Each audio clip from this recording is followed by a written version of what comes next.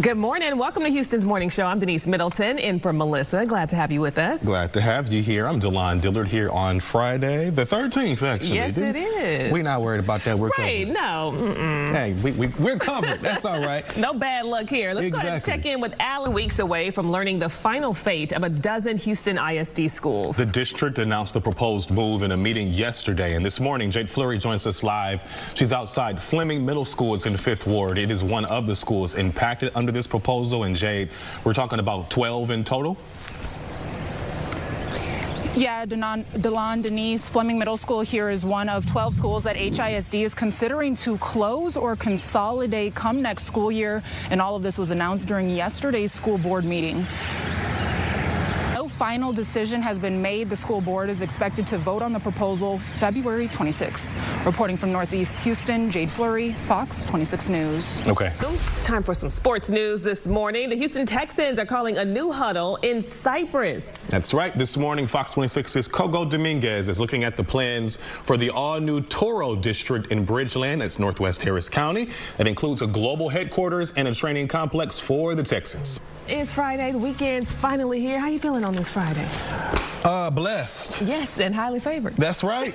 We are blessed. Glad to have y'all here on this Friday, the 13th. I'm DeLon Dillard. And I'm Denise Middleton. You know what? We have been off to a really foggy start this morning, but luckily that's going to clear out pretty soon. And 38 Harris County could see its first major update to floodplain boundaries in nearly 2 decades. Yeah, this comes after FEMA released drafts for new flood maps. So this morning, Emily Woodall with Harris County Flood Control District is joining us this morning. She is the Chief External Affairs Officer. Thanks for joining us. Thanks for having me. Yeah, I'm sure you guys have been inundated with calls from homeowners. So tell us, what do these changes mean for the homeowners and future flood risk? Sure. Thanks so much. So, yes. When you reference community input, what are you all looking for from the community? Yeah, no, that's a great question. Well, I'm sure a lot of them are worried about their insurance going up. So what do you say to them? Absolutely. Curious of what those maps look like and if their property is inside that new boundary. How can they check and what steps should they take? Absolutely. So that's going to be available next week? It's actually, we were able to expedite it. Oh, so good. it is up as of yesterday, which is really exciting.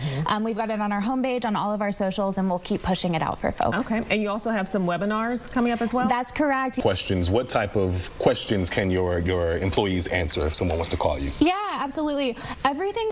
All right. Well, I'm sure the community is going to be excited to have their input considered. Absolutely. All right. Thank you so much for coming in.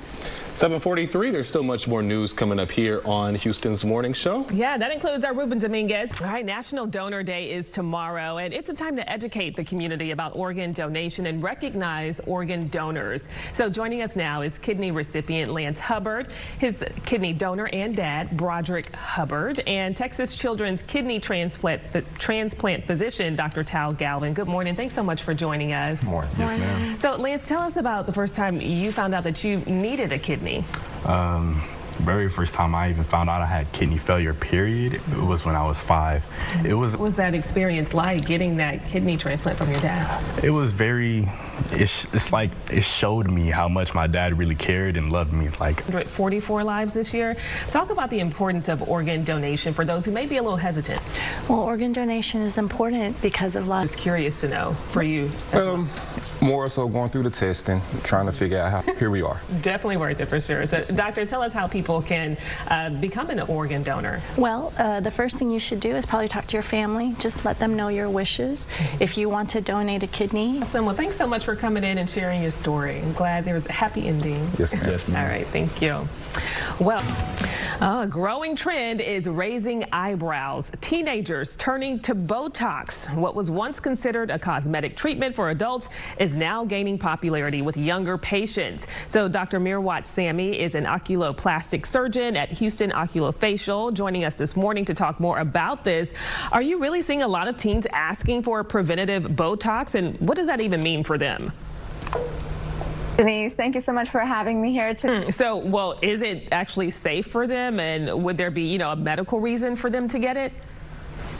Very good question, because for sure we have used Botox. Well, from a mental health standpoint, are there any concerns about, them starting these procedures at such a young age?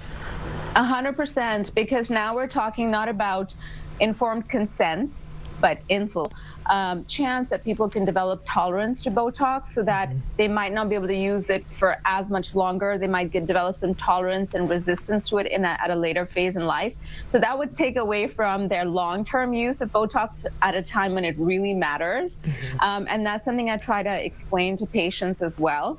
So I would say, just making sure, like most of us surgeons, board-certified dermatologists, board-certified physicians are not injecting Botox in teens and patients younger than 18. Gotcha. And there's a huge ethical consideration there. Okay, definitely a big topic there. Dr. Sammy, thanks so much for speaking with us this morning. Thank you for having me. All right, Delon. You smell that? Love. Love. Man, that was smooth, Delon. I got to give that to you, dude. That was. I think we're done. No, we got to talk about these rom-com recommendations because we need some good movies. Okay, I am not really the romance kind of guy. No. You not? Well, I just sports, comedy, action. That's it's your me. thing, yes. But when I was working on this list, I was like, there are some pretty good romantic type theme movies. For Valentine's Day, basketball. Yes, sir. Absolutely, a classic. Come on now. That is a Miss classic. that one. So happy Valentine's Day. Enjoy your movies. Get some popcorn, and there you go. All right, thanks, Love Dave. you. All right, we're still ahead on Houston's Morning Show.